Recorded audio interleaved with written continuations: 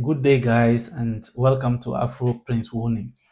I thank you so much for being here. Today, I want to talk about a very troubling issue that happened in Tanzania in the wake of the elections and why it matters for you and I, for why it matters for all of us who care about democracy, justice, and responsible stewardship of a country's resources. Tanzania is a country in East Africa with a population of over 60 million people. It is a nation with a complex history, colonial rule, independence, and decades of single-party dominance under the ruling party, CCM. Politically, Tanzania presents itself as a very stable country, but under the surfaces lies a deep tension.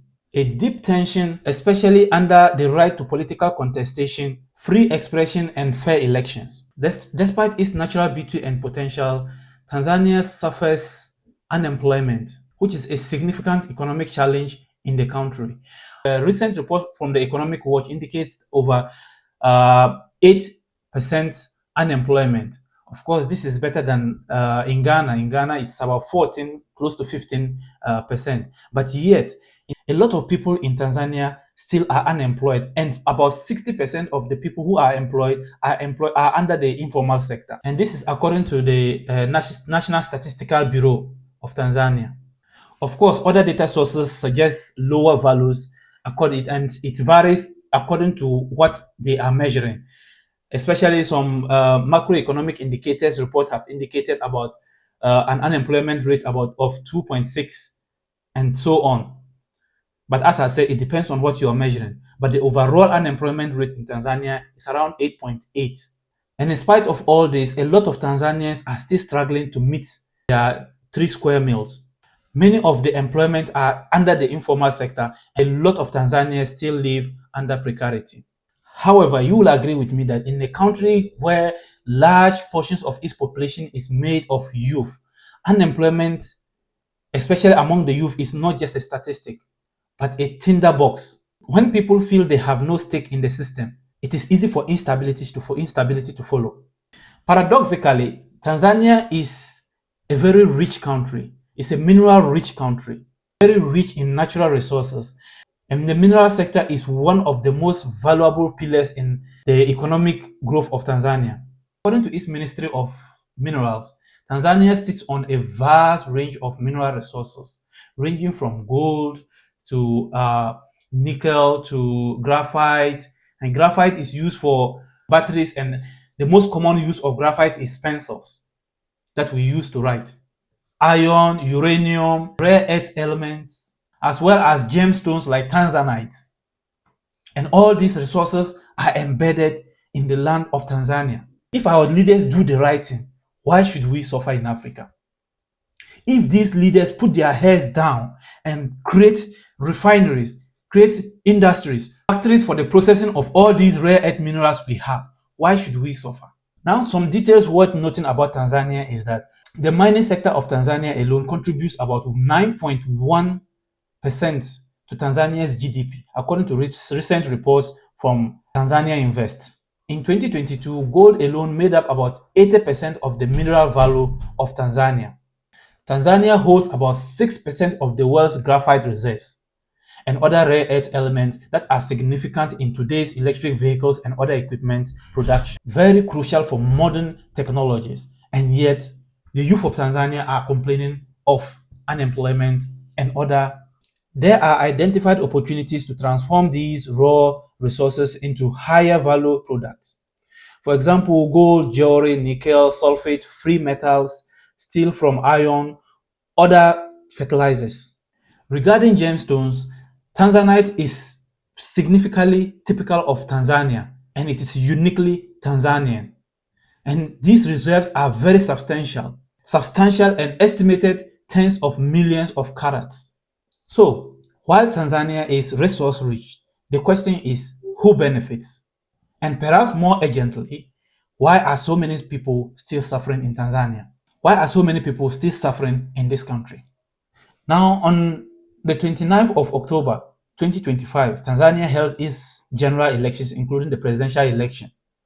But what followed over was far from a free and fair election, even though in the swearing-in, President Suluhu claimed that it was free and fair.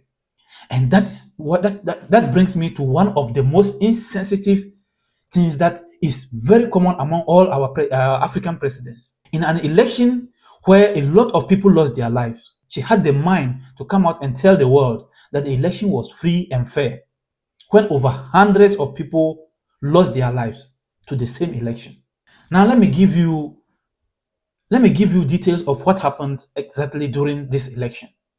You know, President Samia Suluhu took over from President Magufuli. How did the president, whom many people thought was coming to solve the problems of Tanzania, suddenly changed and became a silent killer, silent dictator?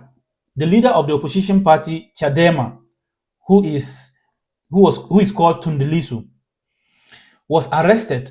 He was arrested and jailed for refusing to sign an electoral pact. An electoral pact that was drafted by Samia Suluhu and her cabinet.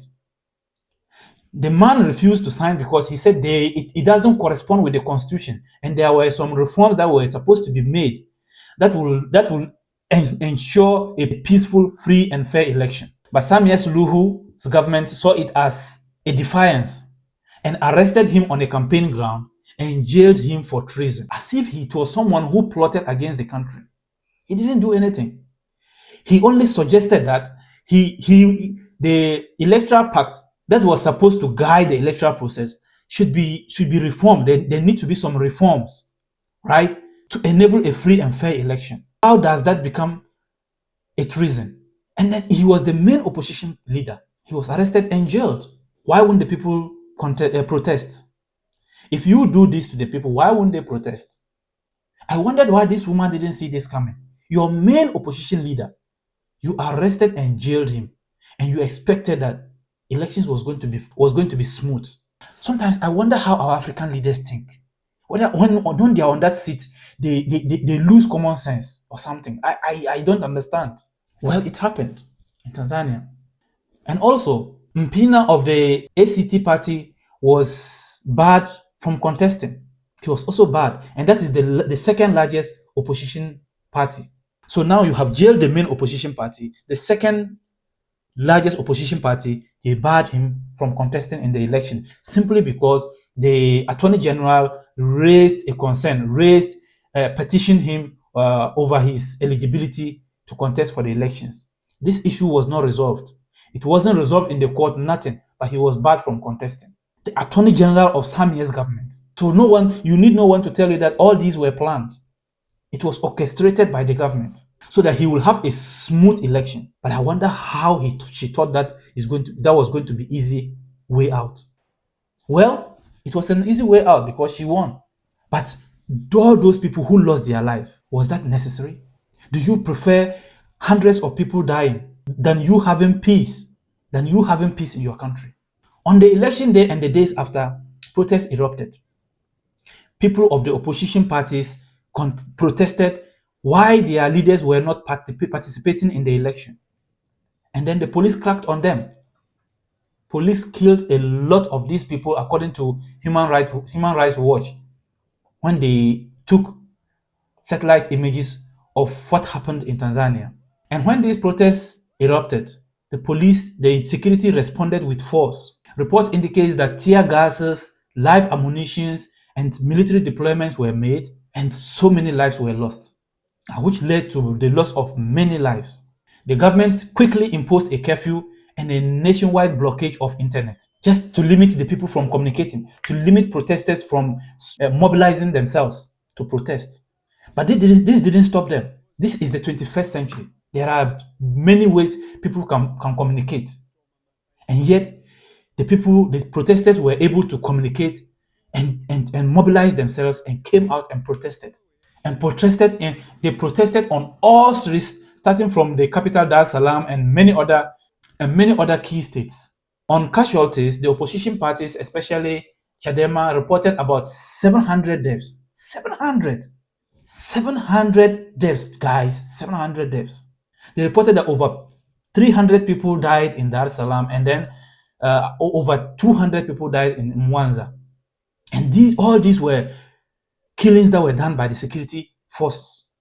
Human Rights Watch and other credible departments have credible documentation reports on killings by security men, killing by security forces.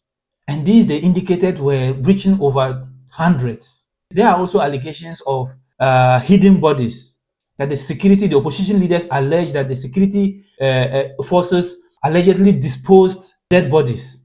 They disposed corpses just to conceal the scale of the crackdown, the number of casualties that are recorded in the security crackdown. So they buried people. How can leaders be this insensitive? The African Union Election Observation Mission were also very critical and reported ballot stuffing and the use of excessive force and other irregularities that undermine the integrity of the elections in Tanzania. Nonetheless, they wrote a love letter congratulating her for having a free and fair election. So I just wonder what kind of people we have in this so-called African Union. What are they doing there? African Union that cannot take charge of its own activities. They seek funding from Western countries in order to run the offices of the African Union. What kind of organization is this? Must we go cap in hand for everything? Must African leaders go begging money to execute the most minor responsibilities they have? Must they go cap in hand? Must they go begging? And you know these people don't give grants. There are always strings attached. And yet this African Union for over the years have not been able to establish a way to finance its own official duties. They go every time to beg. How can a country that is rich in all these mineral resources, but its citizens are economically insecure, and yet our leaders sit comfortably? And this is common in all African countries. Vast agricultural land, mineral deposits that we sleep on them, and yet economically we are not secure. When are we going to be? Mining sectors that are potential drivers of local industrialization and job creation. Yet the political will to establish this local industrialization is not there. Instead, they use monies to go buy mansions in foreign countries and to invest their money in other foreign countries to fuel other countries' economies while their economies dwindle. What kind of leaders do we elect into power? These are governments that claim to be promoting growth, yet they act violently when their legitimacy is questioned. The combination of wealth in the soil and poverty above ground is a classic recipe for grievances. When citizens feel excluded from the wealth that literally lies under the feet, the risk of unrest and the brutal response increases. So nonetheless, the president was sworn in following a disputed election, with the official result given here nearly 98%. What did President Hassan do in Tanzania to warrant 98% from the people of Tanzania? Apart from orchestrating a result that was marred by violence and crackdowns. How is it possible to obtain this kind of results? And despite acknowledging lives lost, she has not really committed herself to any independent investigation into this issue that happened. Instead, she said the election was free and fair. Samia Suluhu's government have charged dozens of people for treason in the wake of the protest. And they are still charging many people that were arrested or abducted during the protest. This is a woman we thought was going to become the mother of Africa. People really change. Putting it simple, there's a growing argument that President Samia Suluhu has become very insensitive to the suffering of her people. The rhetoric of national unity seems to contrast with the brutalities that is meted to people on the streets. Now, why should we worry? We worry because democracy is under threat. If Tanzanian election can be so violently contested and yet there is no accountability, then what signal does this send across the region? The loss of lives, the suppression of protests, and possible cover of dead bodies should be thoroughly investigated. Also, the mineral wealth of Tanzania should translate not only into foreign exports, but in the lives of the people. It should create jobs for the youth in the country to raise the living standard among the people of Tanzania. Now, Tanzania needs a full political reforms, free and fair elections, protection of oppositions, and also economic reforms. And this is across all African countries. Value addition to our minerals, better job creation, and tracking of inequalities among the citizens. And this is very crucial. In conclusion, what we see in Tanzania is not just an election dispute, it's a deeper crisis of governance, legitimacy, and justice. A country rich in minerals, but its people are suffering. And its leader, who was once seen as a reformer, now presides over repression. If we are really about democracy and human dignity, then we must not remain silent. We must call for an independent inquiry into what happened in Tanzania. We must demand that the wealth under Tanzania, beneath the lands of Tanzania, must benefit Tanzanians. And we must support those who risk their lives to speak out and to protest the injustice in Tanzania. Thank you very much. And if you find this video useful, don't forget to subscribe and click on the notification button and help us to grow, be able to do more to support the agenda of independent and sovereign Africa. Thank you very much. My name is Prince Wani, and see you in my next episode.